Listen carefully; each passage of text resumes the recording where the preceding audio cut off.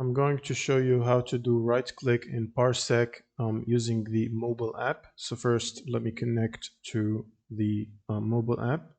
Now when you're connected to the Parsec mobile app, you can use the two-finger tap to do a right click, and a single tap is going to do left click, and a tap and hold with one finger is click to drag. So I'm going to go to the desktop and try to double tap.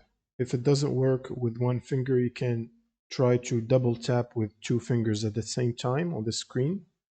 And that should usually open up the right click menu, or do a right click with the mouse if you're on a mobile device.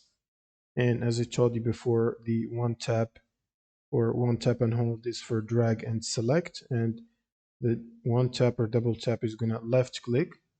And that's pretty much it for this video. Subscribe if you find this helpful, and see you on the next one.